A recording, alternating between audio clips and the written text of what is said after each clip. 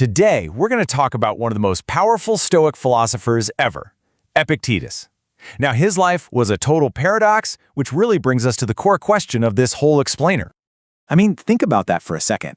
How can someone who is literally the property of another person become a world-renowned teacher of what it means to be free?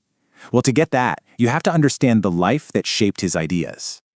See, Epictetus' philosophy wasn't dreamed up in some quiet, comfortable study. Oh no, it was forged in the fire and the harsh reality of being a slave. The very hardship he lived through became the crucible for his most powerful insights. So let's run through his journey. He was born a slave around 50 CE in what's now Turkey. He ends up in Rome where, get this, even while he was enslaved, he started studying philosophy.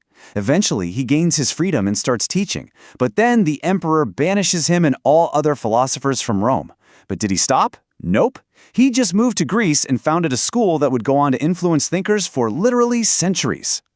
And here's a wild fact. Epictetus never wrote a single word down, not one. He was a teacher, through and through, focused on living his philosophy out loud. The only reason we have his wisdom today, in books like the Discourses and the Enchiridion, is because his student, Arrian, wrote down everything he said. Without Arrian, his voice could have been completely lost to time. So how does a life like that lead to his most important teaching? Well, after a lifetime of being shown everything he couldn't control, Epictetus became obsessed with the one thing he could. And this single idea, it's the master key to everything he taught. Honestly, it's a total game changer. He called it the dichotomy of control, and the idea is incredibly simple, but so powerful. You take everything that happens in your life, every event, every worry, and you sort it into one of two boxes, things you can control and things you absolutely cannot. Epictetus argued that pretty much all our misery comes from getting these two boxes mixed up.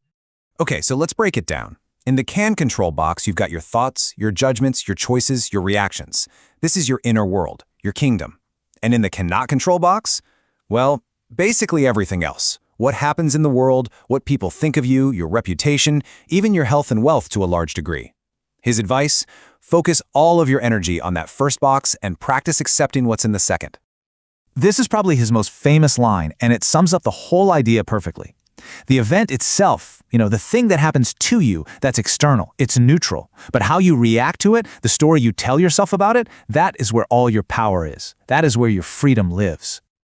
Okay, knowing this is one thing, right? But how do you actually live it day to day? Well, Epictetus wasn't just about theory. He gave us the practical tools to build what you could call an inner fortress. A mind so resilient it can handle anything life throws at it. The foundation of this fortress is built on 4 virtues. First, you need wisdom to clearly see what you can and can't control. That wisdom then gives you the courage to face the things you can't control without breaking. Then comes justice, which is all about treating others fairly no matter the situation. And finally, self-discipline. That's the mortar holding it all together, allowing you to master your reactions, the one thing you truly own.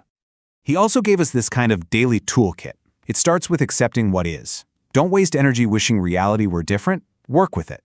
Next, prepare for tough times. Mentally walk through challenges before they happen. That way, when they do, you're ready. And finally, remember our common humanity. Act with the understanding that we're all in this together. Now, you might be thinking, okay, that's all great for ancient Rome, but what about now? Well, the incredible thing about Epictetus is that his wisdom is absolutely timeless. It's just as relevant today as it was 2,000 years ago. I mean, his ideas inspired Marcus Aurelius, one of the most famous Roman emperors. Fast forward 2,000 years, and they gave Admiral James Stockdale the mental tools to survive 7 years as a prisoner of war. And right now, today, his core ideas are the backbone of one of the most effective forms of modern psychology, cognitive behavioral therapy, or CBT. His teachings are everywhere, from therapy offices to leadership seminars. So it all boils down to this one ultimate lesson. For Epictetus, the slave who taught freedom, it was never about your external situation. True freedom, real happiness, it's an inside job. It's something you find by mastering your own mind. So I'll just leave you with this to think about. If your inner world, your thoughts, your choices, your reactions, is the only thing in the entire universe that you have complete and total control over, what are you building with it? Is it a prison or is it a fortress?